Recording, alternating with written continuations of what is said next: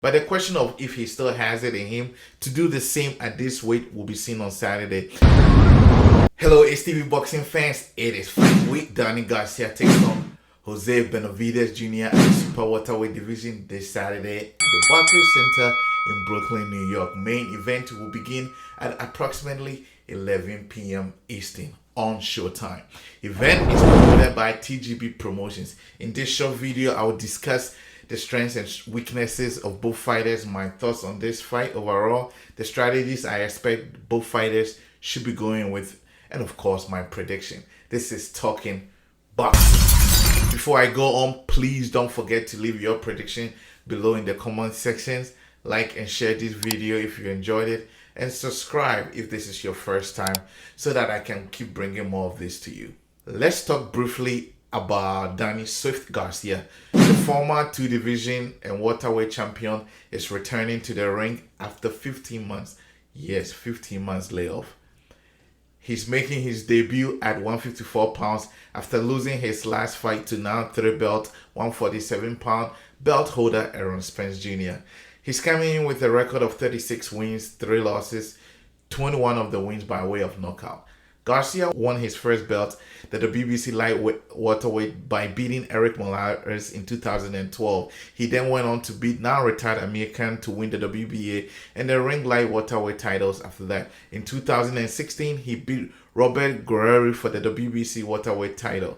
His 3 losses were to Keith Thurman for the WBA welterweight title in 2017, to Sean Porter for the WBC title in 2018, and then to Aaron Spence Jr. for the WBC and IBF titles in 2020. What are his strengths? Garcia has a mean left hook.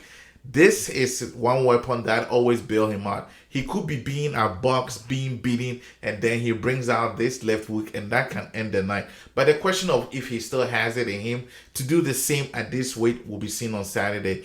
He's also got lots of power, and he knows it. He recently gave an interview to the boxingvoice.com, and he said, and I quote, "I am the type of person, I was born with power. So I just got to work on other things." So hopefully he brings that this Saturday. Danny Garcia is also a strong fighter. He has really never been knocked out in his career, so I expect him to last to the end. What are his weaknesses? His inactivity may play a role here. He has not fought since he last lost to Spence in December of 2020, so perhaps ring rust. But then recently, some of the boxers like Ray Vargas and Joe Joyce have shown that being out of the ring for long is not necessarily a weakness. So we will see what happens on Saturday. Let's talk briefly about Jose Merciless Benavidez. Now, the younger brother of David Benavidez is coming in with a record of 27 wins, 1 loss, 1 draw, 18 of the wins by way of knockout. Benavidez is an 11-time national champion, and he made his pro debut in 2010. He has under his belt the NABF light welterweight title. His only career loss came at the hands of pound-for-pound boxer Terence Crawford in 2018 for the WBO welterweight title. Despite going all rounds in that fight, he lost by TKO. What are his strengths? He is a pressure fighter, and he's one of those that can get opponents very busy throughout the night. He actually fought well when he fought by Crawford. He can be very explosive, and he does this in specific moments, often catching opponents off guard. Along the same line, he's able to put good combinations together, targeting oftentimes the bodies of opponents. What are his weaknesses? I think physically he does not move a lot. Coupled with his injury in 2016, I expect even more less movement. If he does that, he may just be a good target for Garcia. Now to my thoughts on this fight and strategies I expect the boxers to be using the night. Garcia's history in the ring has been sketchy at times, with some of his wins, particularly the one against Mauricio Herrera, where most people thought that he lost, but it was stolen for him. When he moved up to 147, it appears that obviously he was not the world-class fighter that he was before that, and that he has lost against some of the best, Spence and Porter. At 154, I'm suspicious he may not live up to what he has been known for if he meets world-class fighters. I wouldn't necessarily consider Benavidez a world-class fighter, but if he wins, He may just never climb up the ladder. He may be exposed with the likes of Charlo and Fondura. Benavidez, on the other hand, has had 12-year career mostly with weak opponents. One of his famous and good opponent was pound-for-pound fighter Terence Crawford.